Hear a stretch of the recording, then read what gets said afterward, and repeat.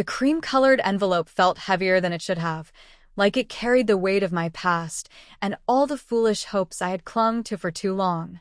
My name was written in elegant cursive, but it wasn't his handwriting. It was hers. With trembling fingers, I slid the invitation out. Together with their families, Liam Carter and Emily Dawson invite you to celebrate their wedding.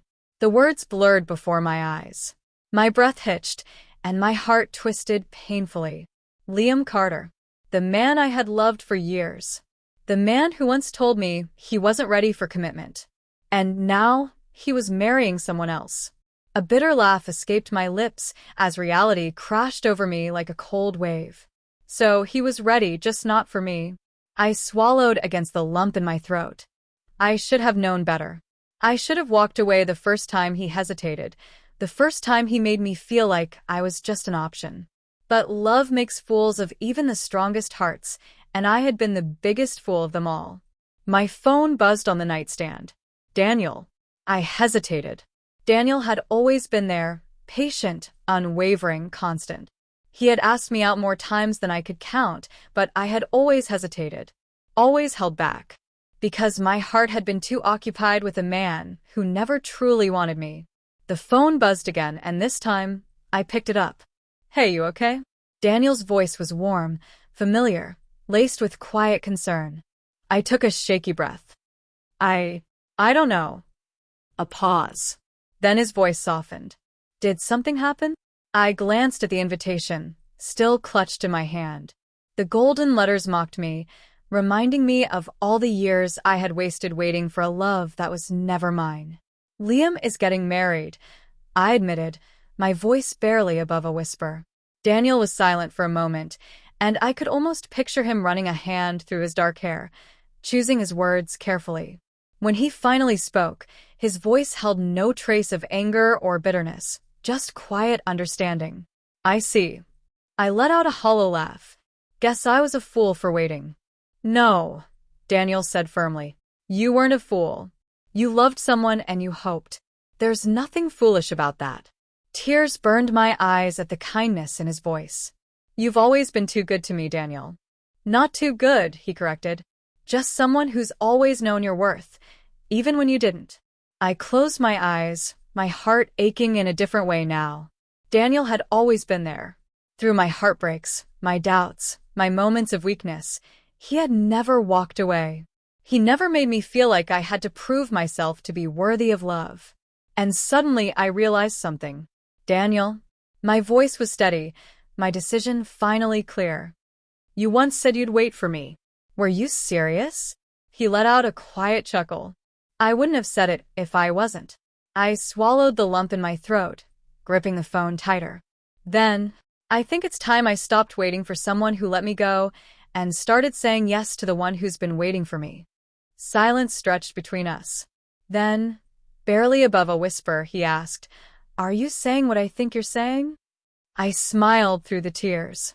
Yes, Daniel. I'm saying yes. His sharp intake of breath was followed by a deep, relieved exhale. You have no idea how long I've wanted to hear that. For the first time in years, my heart felt light. Maybe this was how love was meant to feel, not like an endless waiting game, but like coming home. Then let's start over, Daniel murmured. No past regrets. No what-ifs. Just us. Just us, I agreed. And with that, my heartbreak turned into something else. A new beginning. The morning sun streamed through my bedroom window, casting a soft glow across the invitation that still lay on my nightstand. But it no longer hurt to look at it. Last night I had made a choice, one that I should have made long ago. Daniel. I stared at my phone, my fingers hovering over the screen before finally typing. Do you still want to take me to that little cafe you always talk about? The reply came almost instantly. Are you free tonight? A small smile tugged at my lips. Yes. Then I'll pick you up at 7. Be ready, beautiful. For the first time in a long time, my heart fluttered, not from pain, but from something new. Hope. At exactly 7, a knock sounded at my door. Taking a deep breath, I smoothed down my dress and opened it. And there he was. Daniel stood in the hallway, looking effortlessly handsome in a navy blue shirt, his dark eyes shining with something I couldn't quite name. But it made my chest tighten, in the best way possible. "Wow," he murmured, a slow smile spreading across his face. "You look breathtaking." I felt my cheeks heat up. "You don't look too bad yourself." He chuckled, offering me his arm. "Shall we?" The cafe he had always talked about was a small, cozy place with fairy lights strung across the ceiling and the scent of fresh coffee in the air. He led me to a corner table, where the soft hum of conversation filled the space between us. "So," Daniel said, resting his chin on his hand as he studied me. "How are you feeling?" I thought about it for a moment. A week ago, I had been clinging to the past. Today, I was sitting across from a man who had always been there for me, patiently waiting for the day I'd finally see what was right in front of me. "Lighter," I admitted. "Happier." His eyes softened. "Good. That's all I ever wanted for you." I hesitated before asking, "Why did you wait for me, Daniel? I kept you waiting for so long." He leaned back, his fingers tapping against his coffee cup. "Because you were worth it." His voice was gentle but firm. "I never wanted to be the guy you settled for. I wanted to be the guy you chose. And I guess I just had faith that one day, you'd see what I've seen all along." My heart clenched at his words. How had I been so blind for so long? Reaching across the table, I placed my hand over his. His fingers curled around mine, warm and reassuring. "I see it now," I whispered. His grip tightened just slightly, as if grounding himself in this moment. "Then let's not waste any more time." I nodded, a real, genuine smile spreading across my lips. No more waiting. And just like that, my past faded into nothing more than a lesson, a reminder that sometimes the love we've been searching for has been standing right in front of us all along. This was my new beginning. And this time, I was finally ready. Months passed in a blur of soft laughter, late-night conversations, and stolen kisses under city lights. Loving Daniel was easy, effortless, like breathing. I had spent years chasing a love that was never mine to begin with, but with him, love wasn't something I had to fight for. It was simply there, in every glance, every touch, every whispered, "I've got you." And tonight, under the twinkling lights of the city skyline, I had a feeling something was about to change. "Are you ready?" Daniel asked, his fingers interlacing with mine as we walked along the rooftop of a private restaurant. "For what?" I laughed, squeezing his hand. "For a surprise," he murmured, guiding me forward. The rooftop was breathtaking. Fairy lights danced along the railing, casting a soft golden glow over the scene. A small table sat in the middle, a candle flickering between two glasses of wine. But what truly caught my attention was the view. The entire city sprawled out before us, glittering like a million stars. "Daniel?" I turned to him, eyes wide. "This is beautiful." His lips curled into a small smile, but there was something else in his gaze tonight, something deeper, more intense. "You know," he began, tucking a strand of hair behind my ear, "the first time I saw you, I knew you were going to change my life." I raised a brow. "Oh, and how's that?" He exhaled a soft chuckle. "Because even back then, I knew I was going to love you. I just didn't know how long it would take for you to love me back." My heart swelled. I was slow, wasn't I? "Painfully," he teased, making me laugh. Then his expression turned serious. "But I would have waited a lifetime if it meant getting to have this moment." Before I could respond, he stepped back and reached into his pocket. And then he dropped to one knee. My breath caught. "Daniel." "You don't have to say anything yet," he interrupted softly, holding up a velvet box. "Just listen." Tears burned my eyes as I stared at the man in front of me, the man who had always seen me, always chosen me. "I've loved you for as long as I can remember. And if you let me, I'll love you for the rest of my life." He opened the box, revealing a delicate ring, shimmering under the glow of the city lights. "So, will you stop making me wait and finally say yes to forever?" A laugh bubbled past my lips, full of emotions I couldn't contain. "Yes, Daniel." My voice shook with happiness. 1,000 times yes. He let out a relieved chuckle before slipping the ring onto my finger, then stood and pulled me into his arms. His lips found mine in a kiss that felt like home, soft, deep, and filled with the promise of forever. I had spent years waiting for the wrong person, but in the end, the right one had been waiting for me all along. And this time, I wasn't letting him go. The wedding day arrived faster than I had imagined. The air was thick with excitement, the scent of fresh roses filling the grand hall where our closest friends and family had gathered. I stood in front of the mirror, my white dress flowing around me, my fingers lightly brushing the engagement ring that still felt surreal on my hand. "You ready?" My best friend, Mia, peeked in, grinning. "More than ever," I said, smiling back. For once, I wasn't nervous. For once, I knew, without a doubt, that I was making the right choice. But just as I was about to step into my future, the past came knocking. A familiar voice. A ghost from before. A knock on the dressing room door made Mia frown. Who could that be? Everyone's already seated. Before I could respond, the door opened, and my heart nearly stopped. Liam. The man whose wedding invitation had shattered me months ago. The man who had made me wait, only to leave me behind. He stood in the doorway, dressed in a sharp suit, looking almost the same but different. There was something frantic in his eyes, something desperate. "Liam?" My voice was barely above a whisper. "What are you doing here?" Mia immediately stepped between us. "You have exactly 10 seconds to turn around before I throw you out." Liam ignored her, his gaze locked onto mine. "I needed to see you," he said. "Before you do this." I stiffened. "Do what, Liam?" "Marry the man who actually loves me." He flinched, running a hand through his hair. "I made a mistake, okay?" His voice cracked slightly. "I let you go when I shouldn't have. He exhaled sharply, his eyes filled with regret. "I called off the wedding." Silence. My fingers curled into my dress. Mia let out a curse. "You what?" I finally said, my voice calm, too calm. Liam stepped closer, his hands slightly shaking. "I called it off because I realized it was never supposed to be her. It was always supposed to be you." A bitter laugh bubbled in my throat. "Funny how you realized that the moment I moved on." "I was scared," he admitted. "Scared of commitment, scared of losing my freedom. But when I saw your invitation, it hit me. I was about to lose the best thing that ever happened to me." I shook my head, stepping back. "No, Liam. You lost me a long time ago."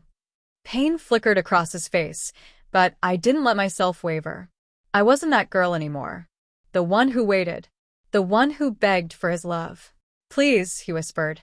"Tell me there's still a chance."